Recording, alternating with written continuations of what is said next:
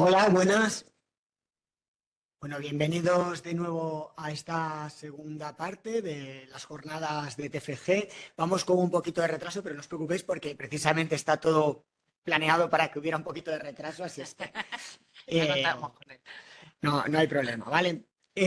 Os voy a dejar ahora con Encarnación Sarriá, ¿vale? Es la directora del Departamento de Metodología y profesora del departamento. Es una de las personas que yo creo que más ha trabajado en TFG, la comisión de TFG, pues ha estado trabajando de forma activa desde hace mucho tiempo, desde que montamos el TFG y una de los grandes pilares de esta asignatura. Y además tremendamente experta, no solamente en metodología, sino en cómo trabajar y enseñar metodología. Entonces nos va a dar una conferencia, una charla que seguro que os va a ser muy útil. Entonces, pues, cuando quieras, Encarna. Gracias, Manuel. Buenos días a todos. Voy a tratar de en 20 minutos, que es todo un reto, dar algunas claves, pero sobre todo los mensajes que yo quiero tratar de transmitir es que hay errores que son muy fáciles de evitar con un poco de esfuerzo y con un poquito de estrategia.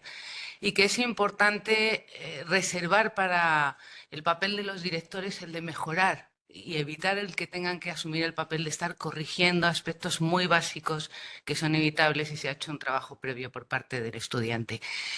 Eh, Voy a tratar de dar algunas claves sobre metodología. Haceros idea que son 4 asignaturas que veis a lo largo del grado, con lo cual no voy a conseguir ni muchísimo menos dar un repaso. Sí, algunas claves fundamentales para tratar de evitar estos errores y, y sobre todo lo que yo querría es motivaros a repasar las enseñanzas de grado, a los contenidos de grado. Como os decía Manuel, no esperéis que os vengan. Se nos ha olvidado todo, pero es que es normal. Es perfectamente normal. Entonces, no esperéis a tener las ideas claras para buscar cuál es la etiqueta. El repaso previo os puede ayudar a generar ideas y propuestas antes de afrontar cómo etiqueto mi contenido. El proceso está lleno de decisiones, es decir, vamos a elegir un problema que en buena medida va a venir determinado por la línea y enseguida vamos a tener que plantear objetivos. Y ahí empezamos a asumir los primeros riesgos. El primer riesgo, que de alguna manera ya ha quedado, ya ha recibido antídoto por parte de Manuel, es el de las ideas felices. Pensar que tengo que hacer algo original, algo que no ha hecho nadie, algo que no se le ha ocurrido a nadie. No, todo lo contrario.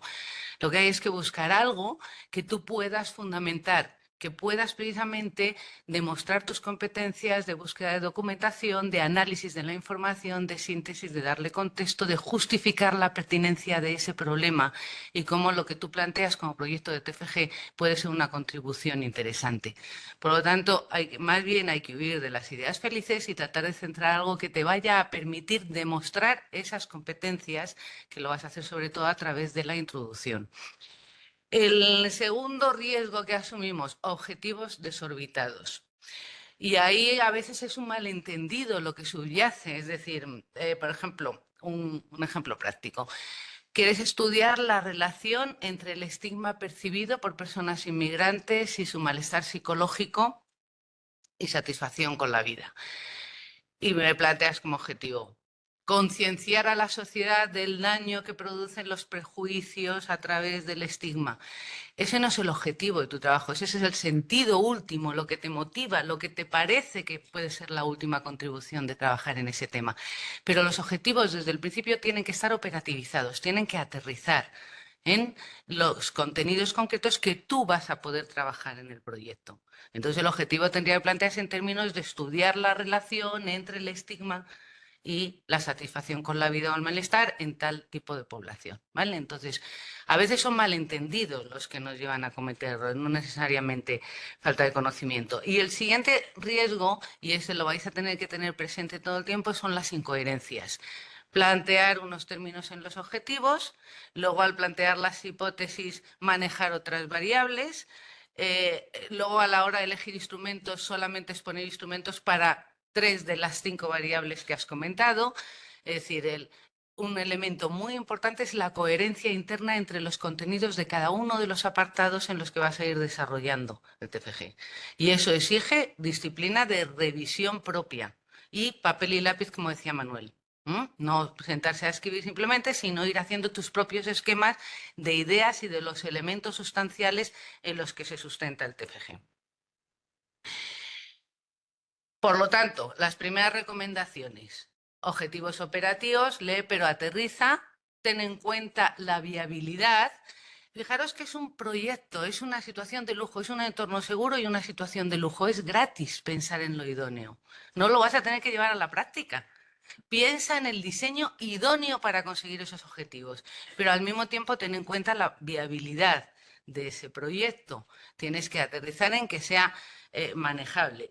Luego vamos a trabajar más el tema de la viabilidad con algunos ejemplos. Los apartados coherentes, el diseño alineado, todo, hasta el análisis de datos tienes que estar alineado, y la precisión. Utiliza términos precisos, concretos. Estás en un entorno académico, no vale el lenguaje común.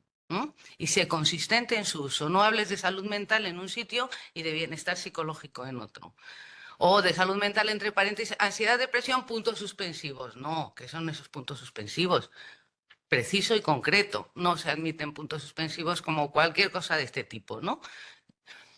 Vamos a seguir avanzando.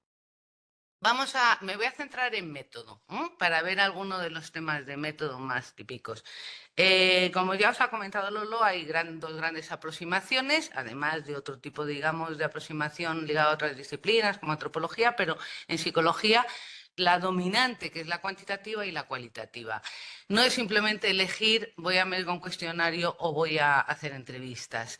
Parten de presupuestos filosóficos distintos, parten de supuestos distintos de cómo se concibe la realidad y sobre todo de objetivos distintos. Hacer un TFG de metodología cualitativa no es fácil. No cojáis cualitativa por huir de lo cuantitativo y de luego tener que decir cómo analizo los datos.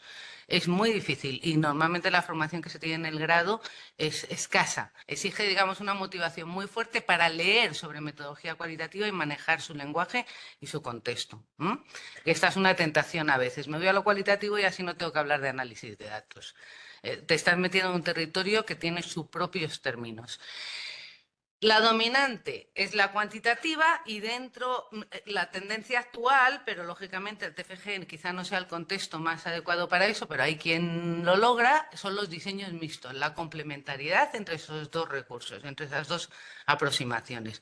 Yo he visto TFGs con diseños mixtos, pero tampoco tiene por qué ser el horizonte, ¿vale?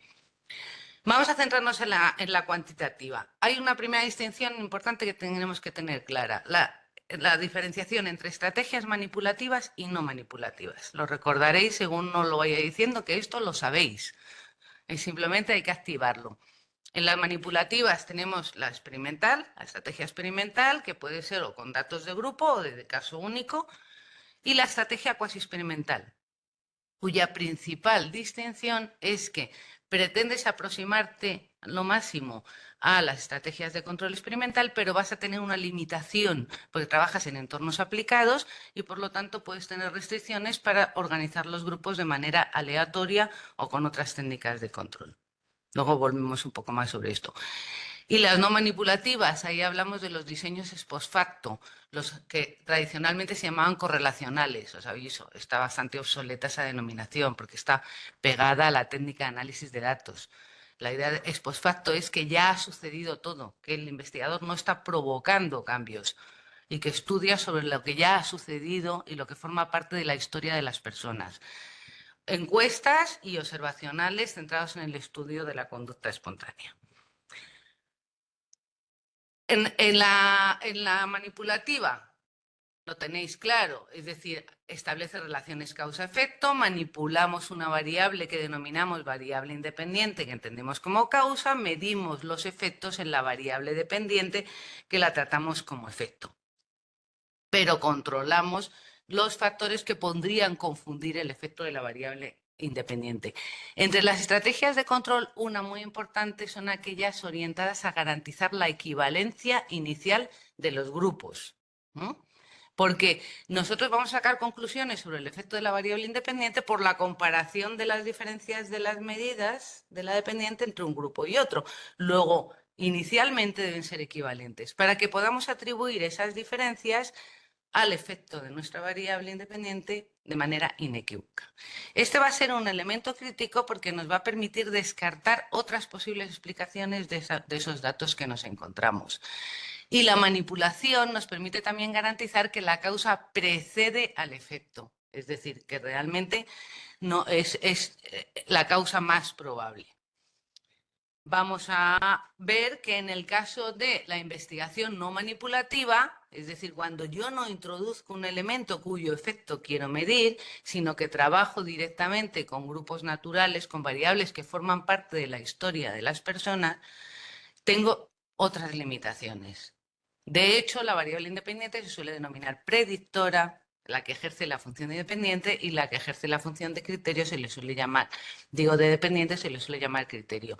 Son variables de selección de valores. Yo las estudio porque clasifico. Si yo quiero estudiar el estigma y ver qué diferencias puede haber en el estigma y en su relación con el bienestar, según la procedencia de la persona, si es de origen árabe, si es latinoamericano o si es del este de Europa, porque entiendo que esos elementos culturales pueden provocar mayor o menor choque. Estoy trabajando con grupos naturales y que es a través de la selección de personas con ciertas características que puedo estudiarlas, ¿vale? Pero tengo limitaciones porque esas personas llevan consigo esa característica y muchas otras variables que no voy a poder controlar. Luego no voy a poder establecer relaciones causa-efecto. Y probablemente estaréis diciendo, bueno, eso yo ya lo sabía. Vale, sí, lo sabíamos, pero aunque sabemos que hay una enorme diferencia, que en el caso de los experimentales la causa incide sobre el efecto y puedo establecer esas relaciones, y que en el caso de las otras no manipulativas lo más que puedo hablar es de asociaciones, es muy frecuente que se plantee un lenguaje incorrecto, y eso es evitable. Es decir, estoy en un entorno no manipulativo y planteo como objetivo estudiar el efecto del estigma en el malestar psicológico de las personas. No hace falta hablar de causa para utilizar un lenguaje causal. Si hablas de efectos, estás utilizando un lenguaje causal, ¿vale? Si hablas de provoca, estás utilizando un lenguaje causal. Entonces, evita el lenguaje causal cuando no hay investigación manipulativa. Eso es uno de los primeros elementos que si lo revisáis os va a quitar muchos problemas. Elige bien el diseño. Repasa contenidos de fundamentos de investigación y antes de buscar etiqueta te van a dar ideas. Hablamos de diseño idóneo, pero viable. Fijaros el ejemplo. Ejemplos muy sencillos de viabilidad. Un ejemplo, el tamaño de los grupos. Es gratis y sin embargo te puedes encontrar, te fijas, te dicen 15. ¿Pero por qué 15? Por grupo. Si sabes por estadística, por lo que sabías de estadística, que a partir de 30 aumentan las probabilidades ya de que pueda haber una distribución normal y que vas a poder utilizar técnicas paramétricas, eso no significa que pasemos a 800, que os reiréis, pero eso me lo he encontrado yo en un TFG. De decirle la propuesta, ¿por qué no aumentas la muestra? Vas muy corto para aplicar análisis estadísticos. Primer borrador, 800. No, hay que encontrar el punto de equilibrio, hay que pensar en que sea viable. Entonces, y al pensar en que sea viable hay que tener en cuenta qué cosas puedes hacer y qué cosas no puedes hacer según lo que estés estudiando. Por ejemplo, quiero estudiar el sexismo en adolescentes y su relación con las creencias sobre el mito del amor romántico y con su autoestima. ¿Tendría sentido plantearnos selección aleatoria de los participantes? Por muy bien que nos suene lo de la selección aleatoria, que sabemos que lo de la aleatoria lo tenemos en mente como que es algo importante, vas a estar saltando de un instituto a otro, aunque no tengas que aplicar. ¿Mandarías a alguien saltando de un instituto a otro para coger 3 niños, 3 chavales de aquí, 3 chavales de aquí, 3 chavales de aquí? No. Tendría mucho más sentido hablar de un muestreo por conglomerados. Elegir aleatoriamente los centros donde vas a ir. Entonces, es buscar la viabilidad entre una cosa y otra. Y un aspecto aquí que es muy típico es confundir selección aleatoria con asignación aleatoria. La selección aleatoria afecta a la muestra.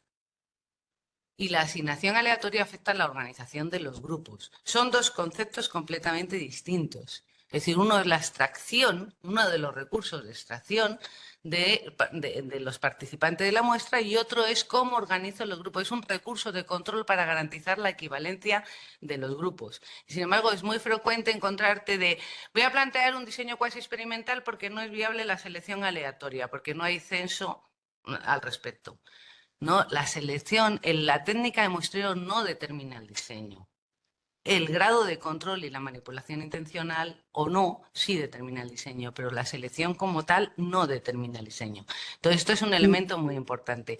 Fijaros, aunque decíamos, ¿cuál es la diferencia entre experimentales y cuasi experimentales? No es la selección aleatoria, es las limitaciones que me voy a encontrar en el entorno aplicado para, aunque haya intervención, poder organizar grupos equivalentes. Esa va a ser la clave de la distinción entre experimental o cuasi experimental. Si yo quiero hacer un programa de intervención en un centro educativo y quiero plantear un diseño para valorar su eficacia, posiblemente no te van a permitir que pongas patas arriba la organización del centro para establecer grupos aleatorios del que va a llevar a cabo la intervención frente al grupo control. Tienes unos grupos naturales que vas a tener que respetar, pero eso te genera problemas de garantías de la equivalencia de los grupos. Por lo tanto, vas a estar en un entorno cuasi experimental de trabajo y vas a tener que tener otro tipo de prudencias a la hora de interpretar los resultados, ¿vale? Y de nuevo, aunque yo hable de grupos naturales, es distinto este tipo de grupo natural en este contexto de investigación donde hay una intervención que se puede entender la variable de manipulación intencional cuyo efecto quiero medir, que es lo que tienen en común experimentales y cuasi-experimentales. Hay un elemento que puedo identificar como variable independiente manipulada, que es la intervención frente a, y el problema de limitación frente a los diseños post facto que os decía, como ejemplo, que ahí todos son variables de la persona, ya forman parte de la historia de las personas. Lo que puedo es seleccionar grupos y compararlos, pero entonces ya estoy en un entorno no manipulativo, ¿vale? No siempre que hablamos de grupos naturales estamos en investigación cuasi experimental, depende si hay intervención o no, y cuando hablamos de grupos naturales sin manipulación estamos en diseños ex post facto. Y como os decía, otro de los elementos a los que podemos prestar atención es el muestreo. Hay vida más allá de la selección aleatoria o el muestreo por conveniencia, que parece que tenemos que elegir entre una cosa u otra. Tenemos posibilidades de otras formas de muestreo. Están los probabilísticos, podemos tener lo que os decía, los probabilísticos no siempre exigen un censo de las personas. El ejemplo que os ponía del sexismo, puedes hacer un muestreo por conglomerados, donde elijas aleatoriamente los institutos. No hay por qué renunciar a él, pero dentro de los no probabilísticos tenemos más alternativas. No tengo tiempo para entretenerme a explicar la transparencia.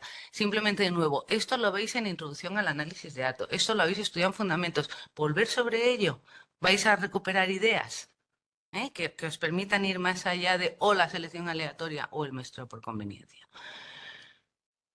Instrumentos. De nuevo, la coherencia importante. Por aquellas variables que formen parte de vuestros objetivos, vuestras hipótesis, vas a tener que establecer un instrumento.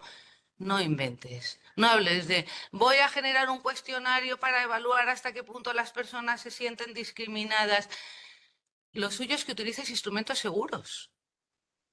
Busca, vas a encontrar instrumentos ya validados y muchos de ellos incluso adaptados al español. Y si no encuentras la adaptación al español a la que referir cuando describes el instrumento, di expresamente, demuestra que eres consciente de que tú vas a trabajar con población española y que por lo tanto habría que hacer una traducción ad hoc.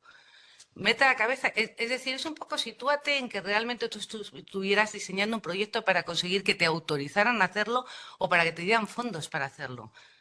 Entonces, colócate en un interlocutor que va a evaluar que tienes las ideas claras de lo que quieres hacer y que lo quieres hacer bien. Esa es la idea, ¿no? Y a través de eso tú vas a demostrar tus competencias.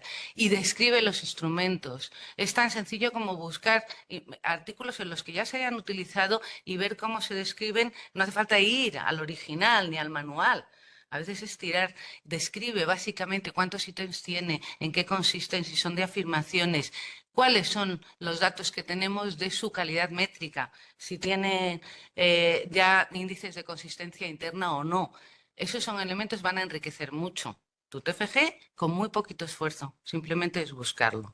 La ética, no la olvides, no la olvides nunca. Demuestra que eres consciente de que los participantes tienen unos derechos de voluntariedad, de confidencialidad, de protección de sus datos, de recibir beneficios de la intervención si están en lista de espera. No olvides poner, si están en lista de espera, el terminado el estudio de la eficacia, los participantes del grupo de lista de espera se beneficiarán de la intervención si está dado resultados positivos. Demuestra que eres consciente de en los aspectos éticos. Hay aspectos tan sencillos como demostrar que eres consciente de que necesitarías un informe de autorización institucional del Comité de Ética, que necesitas el consentimiento informado. Tenéis un capítulo específico de ética, leerlo, reflexionar sobre ello y demuestra que lo tienes presente. Análisis de datos. No me voy a entretener, como comprenderéis, si no me daba tiempo a repasar las de plan de investigación, las de análisis de datos menos. Simplemente sabéis que tenéis que tener en cuenta ciertos elementos para tomar decisión de cuál es el sistema de análisis, de la técnica más adecuada, ¿no? Que no es sencilla. Yo no voy a repasar esto de nuevo, es cuestión de que repaséis vuestros materiales. Lo que sí quiero llamaros la atención es sobre otro elemento interesante, que es aprovechar el potencial de los datos que tenéis, que muchas veces, y de los elementos que has introducido. Un ejemplo que me encuentro con cierta frecuencia. En el análisis el diseño más básico, un diseño incluso aplicable en el caso de intervención. Diseño con medida pre y post, tratamiento y con un grupo de control, que puede ser equivalente si ha habido aleatorización, equiparación o tal, o no equivalente si estás en un contexto que te exige cuasi experimentación. Y dice, para analizar los datos y ver los resultados, compararía las medidas pre y post del grupo con intervención. Yo le digo, ¿cómo que y? Eso ya me informa del cambio. ¿Y para qué tienes el grupo control? No se trata de poner grupo control porque ya cumplo con la etiqueta. ¿Qué papel juega ese grupo control? Si no lo tienes en cuenta en el análisis de los datos, es que no estás utilizando el grupo control. El grupo control te tiene que informar de elementos de seguridad de apoyo a tus conclusiones. Entonces, fijaros, este ejemplo tan básico. Fijaos todo el potencial de medidas que tiene este ejemplo tan básico. Yo con un grupo experimental y control puedo, y con medida pre y post, puedo de entrada comparar las medidas pre entre sí, que me va a garantizar o dar seguridad de que las medidas, que los grupos son equivalentes y que por lo tanto las diferencias en post son atribuibles a lo que les diferencia, que es que uno tiene intervención o no. Esto, si estás en un entorno cuasi experimental, es mucho más importante, porque ahí no tienes garantías de equivalencia ninguna. No has podido ni siquiera confiar en técnicas de organización de los grupos, ¿vale? Puedo utilizar la comparación de las medidas post, pero sobre todo puedo estudiar la medida, el cambio entre pre y post en el grupo experimental, pero también en el grupo control, porque ahí no debería haber cambios. Es el que me va a informar que si ahí no hay cambios y en el otro sí, voy a tener. Entonces, fijaros todo el potencial que hay y que podéis, lo normal es que digan, para análisis de datos compararé las medidas pre y post del grupo intervenido. Aprovecha todo el potencial que tienes, perdóname. Voy tratando, ya terminando, voy terminando. En la discusión, conéctala con el contenido de la introducción y no olvides introducir un párrafo de limitaciones. Y de nuevo, en las limitaciones, es verdad que hay una parte de las limitaciones creativa interesante de reflexionar sobre tu propio trabajo, qué variables has conseguido controlar, qué variables son interesantes y no has podido meter por no complicarlo demasiado. Pero además de esa específica, que es un momento de reflexión muy importante, hay limitaciones inherentes a la propia metodología que has utilizado, a la estrategia metodológica que has podido aplicar por la naturaleza de tu objeto. Está tirado. Vais al libro de fundamentos de investigación y en cada capítulo tenéis reflexiones sobre las limitaciones inherentes a cada estrategia metodológica. hay algo que lo tenéis ya resuelto y que lo podéis incorporar y luego completar con lo específico de vuestro trabajo, ¿vale? Entonces es de nuevo activar conocimientos que en realidad tenéis. En las normas APA y las guías de estudio nuestras propias normas formales, que muchas de las preguntas que hemos visto en la sesión anterior eran de no haberse asomado siquiera a una lectura ligera de la guía de estudio. Tenéis el formato, los apartados, los epígrafes, que son los del informe de investigación, la extensión máxima. Revisaros las normas de nuestros propios documentos, las normas APA. No afecta solo al formato de las referencias, afecta al texto, a cómo citar, a cómo plantear las tablas y las figuras si las hubiera. Revísalo y aplícalo a tu texto. Y termino con un repaso general de estas recomendaciones que hemos ido viendo, que no me voy a entretener para no alargarlo, porque ya las hemos ido viendo cada una. Pero la última, la insistencia, revisa tu propio trabajo. Muchas de estas recomendaciones en realidad las vas a poder resolver bien si antes de mandar el borrador a revisar o antes de dar por bueno terminado, revisas tu propio trabajo, asegura la coherencia interna y la precisión, repasa tu trabajo para un resultado impecable. De nuevo, yo insisto en la idea que decía Manuel, estáis teniendo el privilegio de trabajar con expertos, no desgastéis al experto en tener que corregir aspectos básicos de redacción, de estructura, de cuidado mínimo de las cosas. Aprovechar ese potencial para lo que es realmente interesante, para los contenidos, para las mejoras. Y eso se resuelve simplemente pues trabajando. Uno con su propio trabajo y revisando sus propios pasos. Así que mucho ánimo, lo lograréis. Es cuestión de dedicarle tiempo y cabeza. Simplemente. Y quedo a vuestra disposición para cualquier comentario que queráis hacerme o a alguna duda que surja.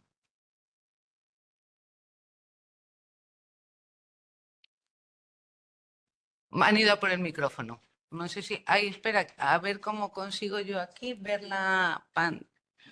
Voy a salir por si están entrando en él.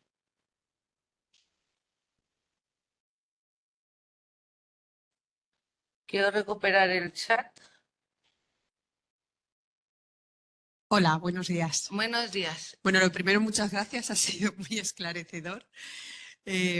Y quería hacerle una pregunta. Vamos a ver, en principio, me puedo equivocar, yo voy a hacer un diseño de intervención cuasi experimental, manipulativo, con un grupo control y otro experimental, evidentemente.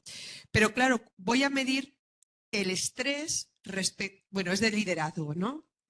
Yo voy a intervenir en voy a hacer un programa de intervención en los líderes, en uno voy a introducir en el diálogo socrático y en otro no. Entonces yo quiero ver cómo mejora el estrés de esos trabajadores entre el líder que utiliza este tipo de diálogo y el líder que no lo utiliza.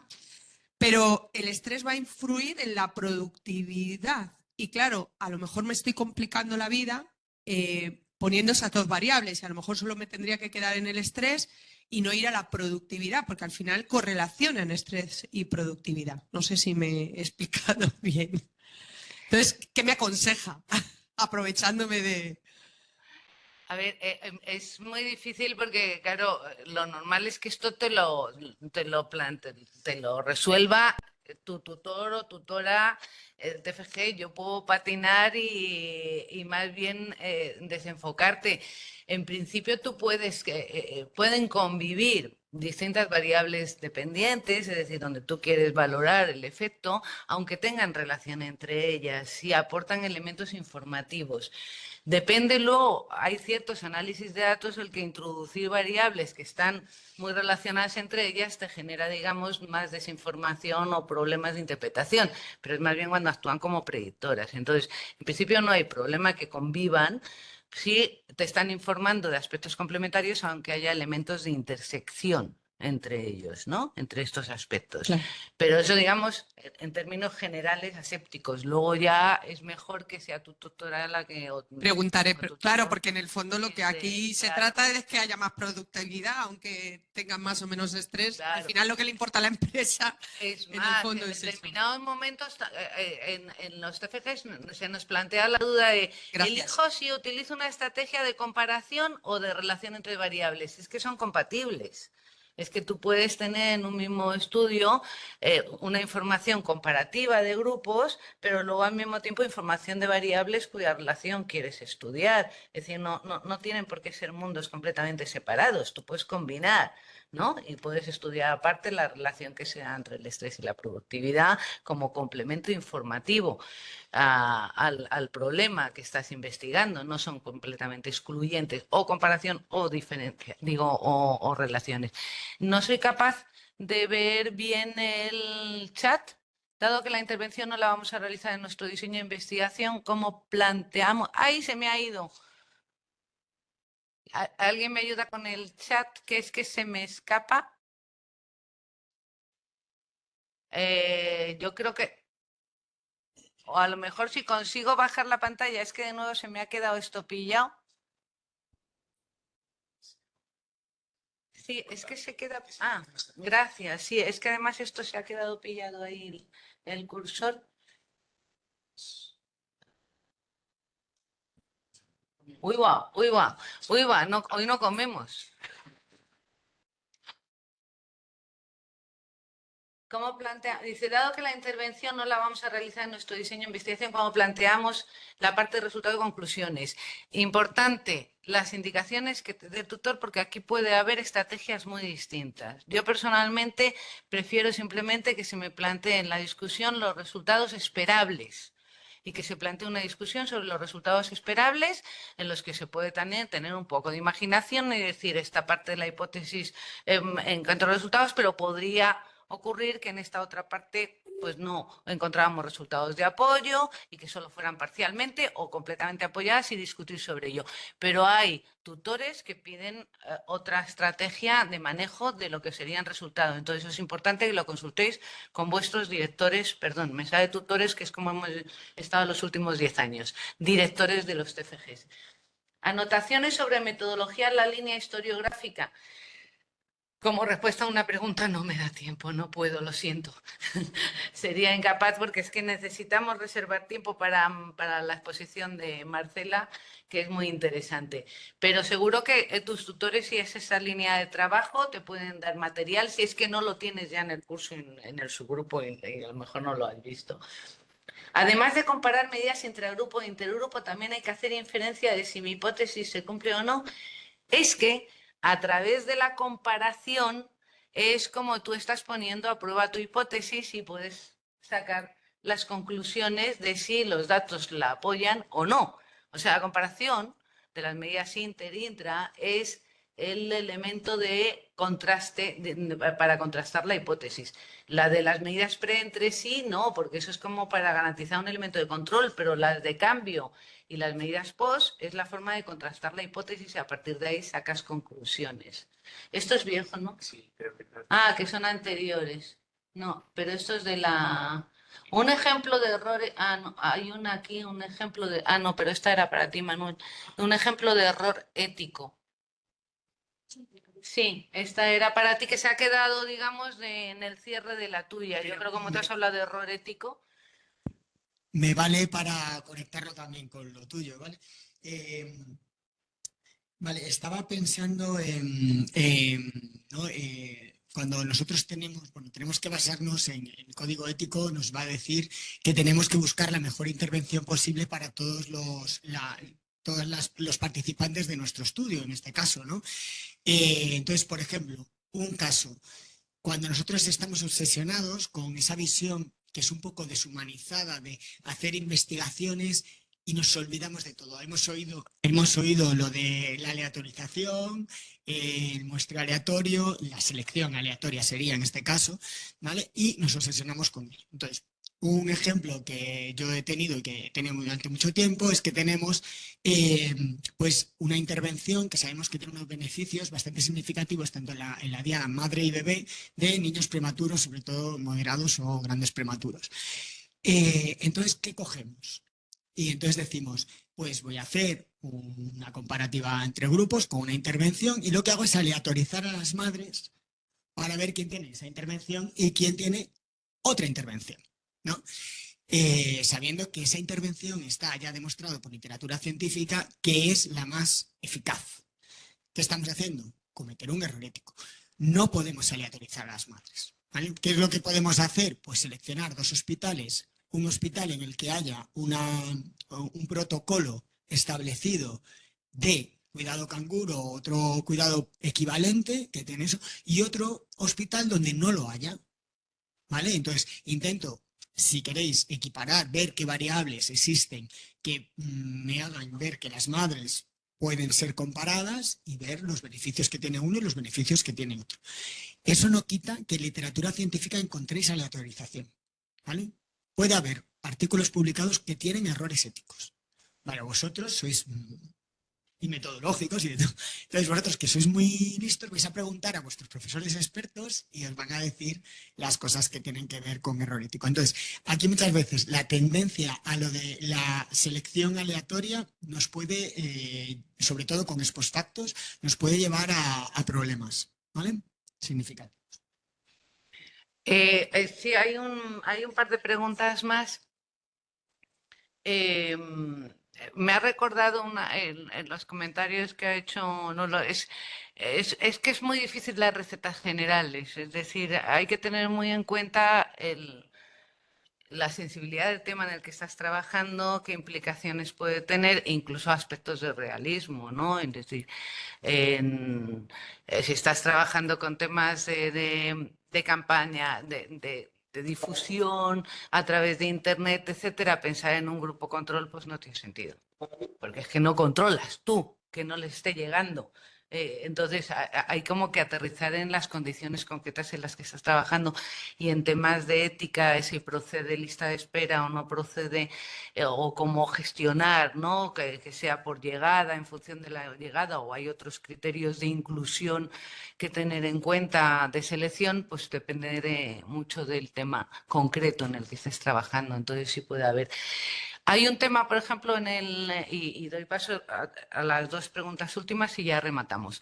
Hay un tema también pragmático, pensando en diseños de intervención, que se me ha quedado en el tintero. Fijaros, un error también muy típico es decir, me planteo como tamaños de grupo 7, porque yo sé de este tipo de intervención y sé que lo recomendado es que los grupos, porque son terapias de grupo, no sean mayores de 7.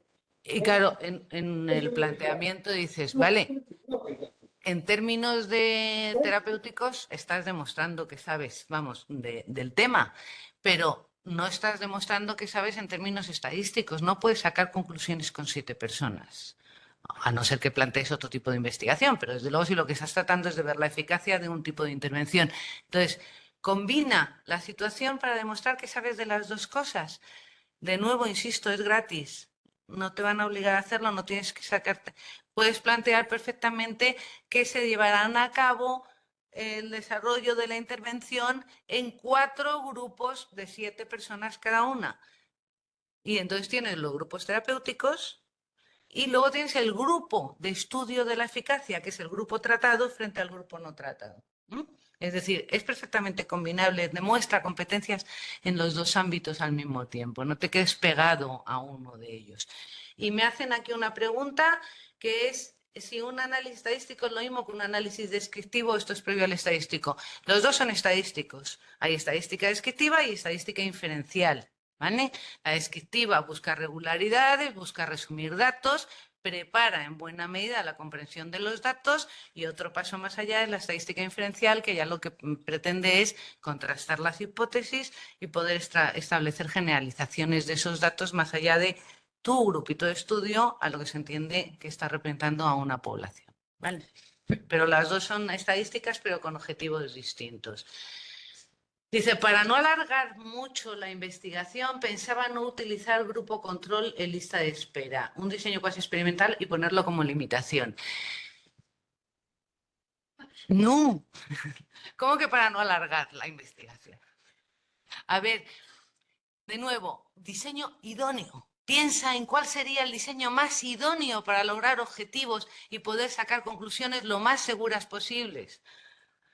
Ojalá tuviéramos todos esta oportunidad en investigación de simplemente soñar. Lo ideal sería hacer esto y ya está, y que no te comprometiera a tener que hacerlo después, como nos pasa cuando ya hemos dado otros pasos. Entonces, piensa en el diseño idóneo. Es verdad, siempre con un punto de realismo. El diseño idóneo no puede ser estar haciendo un seguimiento de 20 años si no se justifican los 20 años. Si no es relevante la información que me va a dar más allá de los últimos 12 meses.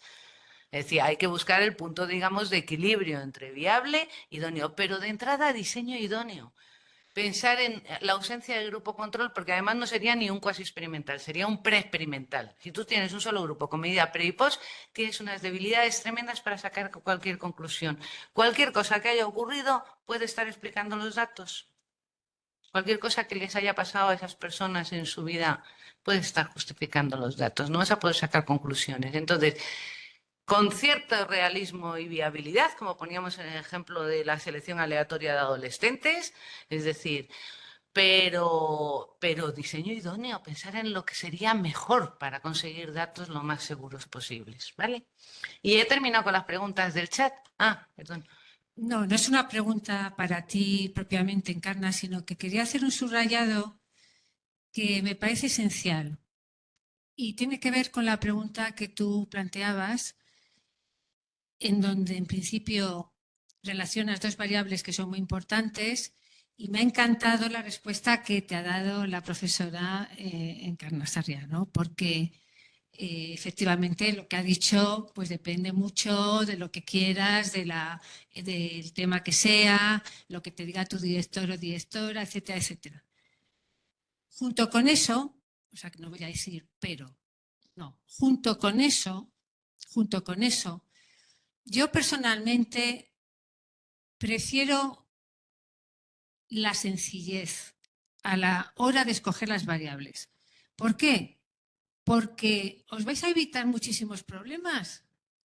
Os va a resultar mucho más fácil encontrar las referencias bibliográficas relevantes de lo que tú quieres estudiar.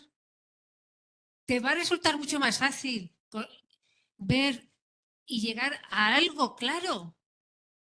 Porque, oye, que es que el calendario del TFG está muy comprimido. Entonces yo, desde mi trayectoria, que ya es muy larga, muy larga, siempre insisto a mis estudiantes, y hasta ahora no me va nada mal, que escojan lo que quieran dentro también de sus intereses, pero que haya claridad en el planteamiento, que no se líen con las variables.